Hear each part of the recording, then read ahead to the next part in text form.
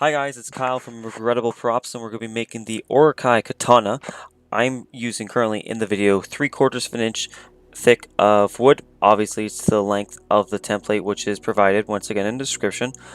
Off camera, I cut out the vast majority of this sword with a scroll saw, and then due to the back decker of the mechanism, or just that layout of my scroll saw, I couldn't go all the way through, so I had to use some saw blades to cut off some of that excess. Now I'm using a Sharpie just to mark out where I'm going to be tapering the sword or the katana for the blade to be. So I'm going about. I'm going to. It's going to be marked out in a template for you guys. I did it rough on my own katana. Then I put a line down halfway down the middle. That way I knew where to file. If you guys are going to be doing this yourself, I would use something instead of actual wood, something probably like MDF or sintra, about 1/4 of an inch to 1/2 inch as opposed to 3/4 of an inch. Excuse me. And that would get you a much thinner shape. Here I'm using various files and rasp to help sand and remove a lot of the excess of the wood. I had a little splinter here which I had to glue later for myself, and I used a whole bunch of files to help shape the outside and the blade taper, and now I am just using some sandpaper to sand up the blade itself. Here for the hilt covering, I am using 1/4 of an inch thick piece of wood, traced it out onto a template, and using the scroll saw like you currently see on screen to get the shape that we currently have.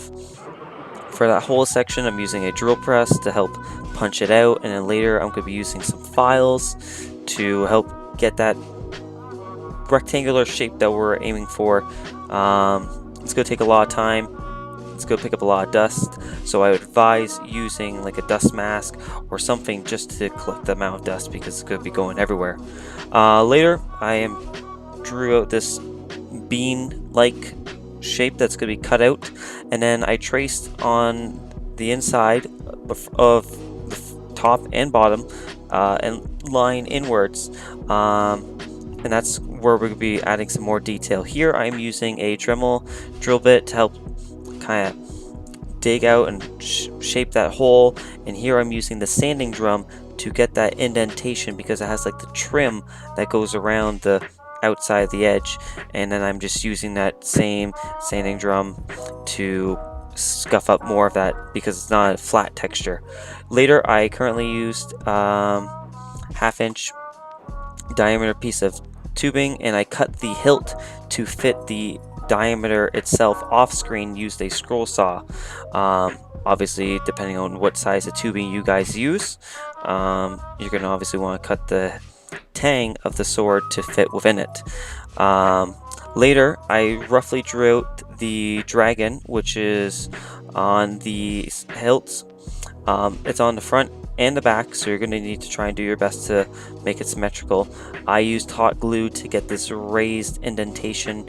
You could possibly use a foam template of a dragon. I don't think you would get that quite the right look that you would want to try and achieve. If you have a better thing instead of using hot glue, I would advise doing that, but this is how I achieved that method. And then later I glued in the tang purely with just hot glue, and then filled the end of that tubing to be about completely full of hot glue. For the handle, I would cut the tubing to be approximately 9.5 to at least 10 inches long. It's roughly slightly more than 2 hand widths in length.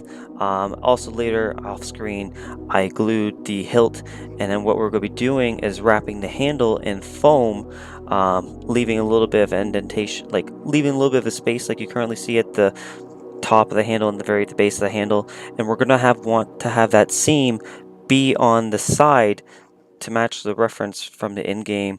And then we're just going to be adding a little piece of foam, and this is just going to be covering that section that we left empty. But the reason I left it empty is so that it'd be slightly raised and you'd be able to see that contrast between the two pieces of foam, or at least 3 pieces of foam for this handle.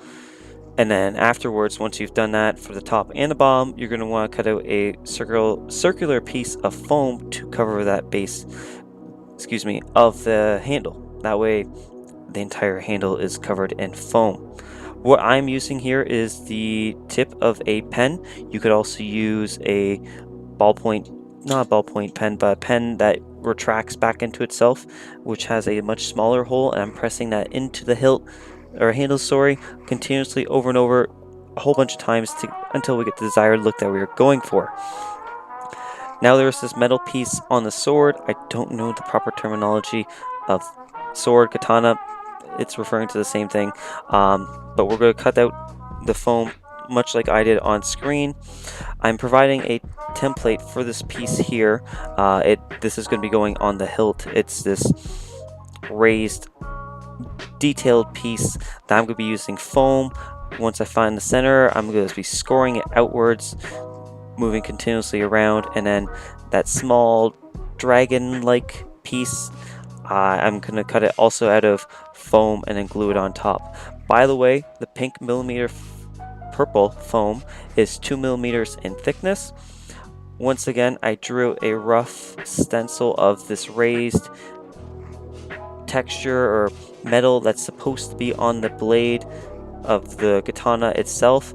Afterwards, I sealed the foam with black Modge Podge and then covered the entire sword and handle and hilt in a base paint of flat black. For here, what we're going to be doing is mixing black and silver to get a very dark metallic color, and we're going to be doing that to cover the hilt and the very ends of the handle. I provided a reference image, and then I'm just dry brushing silver on for the sword blade, the rest of it itself. And then what you're going to be wanting to do is dry brushing that raised section that's near the base of the sword with that same dark metallic that you used for the hilt and the detailed piece on the handle itself. Later afterwards, you guys want, if there's any imperfection you guys have with doing this, clean it up with using a very small or thin tipped paintbrush, and you're going to want to be painting both sides, obviously. Like you currently see on screen, I am painting certain sections gold. They're going to be on the handle like such, and then that raised up dragon funky shape is also gold. The glue that we did on the hilt, the front and the back, is also painted gold, and I'm just dry brushing to try and cover that and to give it a worn texture that I am trying to achieve. And once you guys have this all done, you could seal the entire thing in a coat of clear gloss.